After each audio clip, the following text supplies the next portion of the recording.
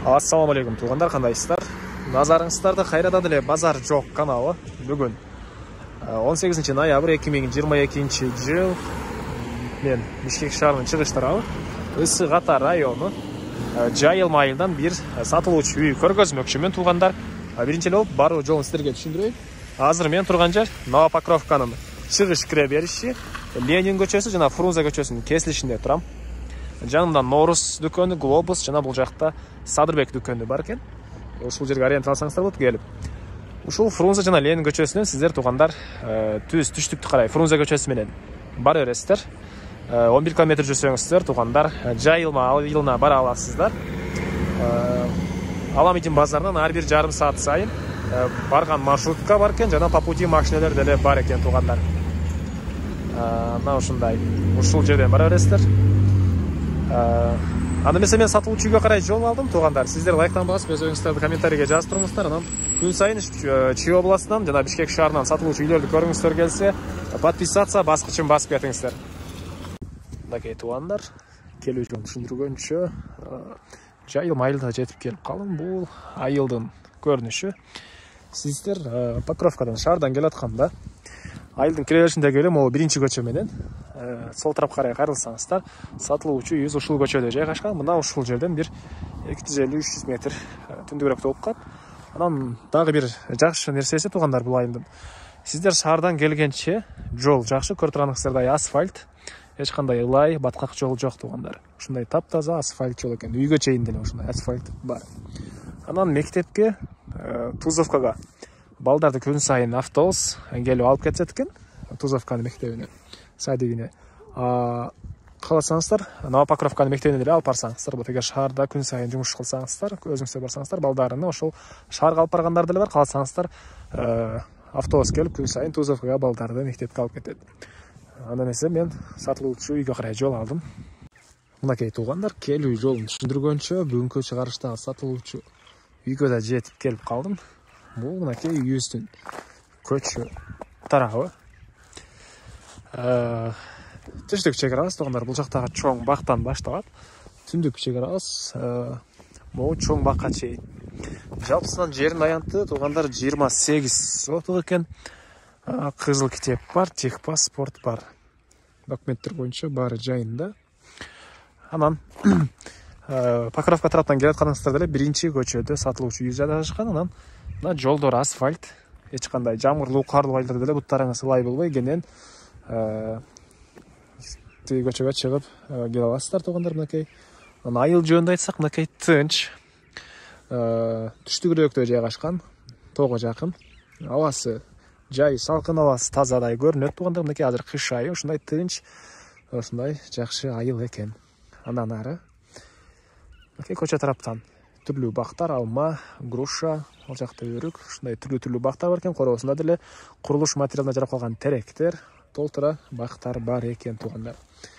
Анан мектеп боюнча айтсак, бул жакта Новопокровкага жана Тузовкага барышат экен балдар мектепке, садикке. Күн сайын бул жерден Аламидин базарына ар бир жарым саат сайын Аламидин базарына түз барып келген маршруткалар бар. Жана по пути машиналар деле жанакы жолго чыксаңыздар өтөт. Андан ары эми короосуна кирип калган маалыматтарды берейин. Мынакей бул короосунун көрүнүшү. Бул жакта узун туурасы 13кө жетип болгон үйүбүз, стенасы сокмо. Бул жакта летний кухняга салынган помещение пескоблок менен тугандар. Мынакей бул жакта бош жерлер. Анан суу жөнүндө айтсак, таза суу деле бар, электр энергиясы деле бар, жана арыктан келген суулар деле бар экен. Могу айылдын түштүк баш жагында чоң канал бар тугандар, ошол жерден арыктан суу келет. Жай айларында суу кенен могу огороддорго кенен суу койсоңуздар болот тугандар. Алма, бул жакта груша бактары, ушундай түрлүү өрүк бактары деле бар экен. Мынакей көрүп турасыздар. Андан ары үйдүн батыш төрүндө мал сарай, сене бал. Негизи мал карманга деле ыңгайлуу. Бул жактан азыр эле мен келип атып көрдүм эле. Малдар жайылып жүрөт тугандар, тегеренте полиялар бар. Айылдын четтеринде полиялар бар тугандар. Бұл алды тарауы үйестің. Бұл жағы стяжка болып тұр, мінекей. Бұл жағы стяжка болған. Бұл жақта ұзын турасы 13-ке жеті болған үйіз. Азыр ішкі тарауын көргөсейін. Андан соң қорғасына шығып, бұл жақтағы мал сарайды, Синябалды, башқа малыматтарын, батыш чекарасындағы құрылыш материалына жарап қалған теректерді эле ушул үй иесіне қараштуу болуп. Бұл мынакей негизи кирүүчү эшиги, ушундай эшик орнотулган. Андан ары түз кирсек, бұл жақта прихожка, потолок пластик. Потолок пластик, бөлмелер аралык эшиктер ушундай эшиктер орнотулган. Анан бұл жақта бир бөлмө. Потолок пластик, чыгыш тараптан пластик терезе орнотулган, пол мондай ОСП, ДВП дейт беле, ушундай материалдан болгон пол, жыгач. Үйүбүздүн узун турасы 13-кө 7 туугандар. Андан ары. Бул жакта түзүлөсө бир бөлмө. Окей. Бұл жағында дағы бір бөлме жайгашкан. Батыш тараптан пластик терезе орнотулуп тур.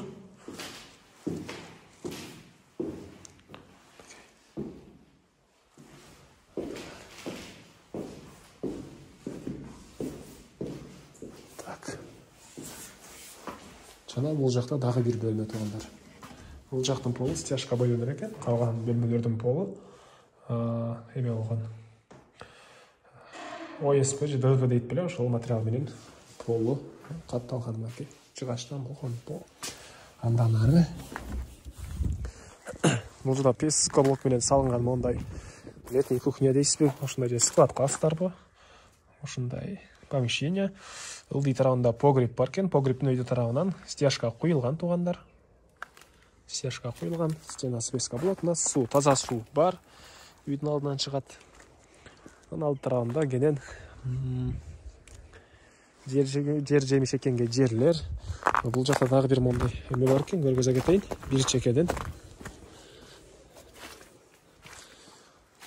Очок болгон экен буга чейин. Алма бактары. Бишкекте -1 градус туугандар. Москвадан, Кореядан, Турциядан көргөндөр деле бар. Комментарийге кайсы жактан көрөт калыңыздарды жазып кетсеңиздер деле болот туугандар. Бишкекте бүгүн -1 градус. Бул үйүбүздүн мынакей огороду. Эми мал сарайларды көргөзүп баштайын. Жалпысынан жер аянты 28 сотук туугандар.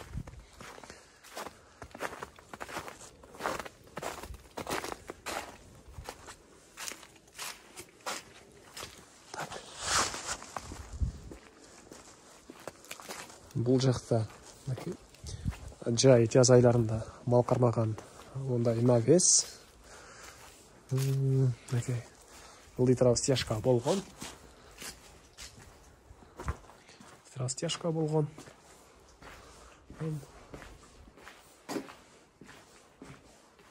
Бұл жақта кыш айлары үчүн мал кармаганга мал сарай туугандар. Ылдый тарабы стяжка болгон. Акырлары 1, 2, 3, 4, 5, 6, 7, 8 ой же буга кармасаңыздар болгудай көрүнөт. Ар бир 1,5 метр аралыкка терезелер калтырылган. Мынакей стенасы сокма экен. Бул жерден өзүнчө малды үйдүн арттагы менен алып кирип чыкканга жер окшойт. Азыр арттарынан айланып көрөйүн. Андан ары туугандар. Бул жакта Синябал чөп сактаганга. Окей. Синябал. Бул жакта тооккана жана үйдүн тышкы тарабындагы ажаткана деле бар экен туугандар. Окей. Аны үйүбүздүн эң эле батыш чек-арасы. Бул курулуш материалдарына жарап калган теректердин ар жагына чейин, бир арык өткөн, ошол жерге чейин болуп калат. Негизинен келсеңиздер, кызыл китеп бар. Үй ээси сиздерге чек араны тактап көргөзүп берет туугандар. Бул арыкка чейин болуп калат. Бул теректер деле сиздерге караштуу туугандар. Кимден ким алсаңыздар, сиздерге караштуу болот. Мына ушундай 28 соток жер туугандар. Узун туурасы 13кө жети болгон үй, мал сарай, синябал, склад баары бар. Баасы $20,000 срочно сатып атыптыр. Ээси сүйлөшүү болот. Ээсинин номерини мен экранга калтырамыз, ону окуп сүйлөшүп көрүңүздөр, сүйлөшүү болот. Анан достор менен, группалар менен бул видеону сиздер бөлүшсөңүздөр, мага үй ээсине жана кимди бирөө ушул сыяктуу үй издеген болсо, ошол адамга чоң жардам берген болосуздар. Анда эмесе мен сиздер менен коштошом. Туугандар, кийинки чыгарылышка чейин саламатта калыңыздар.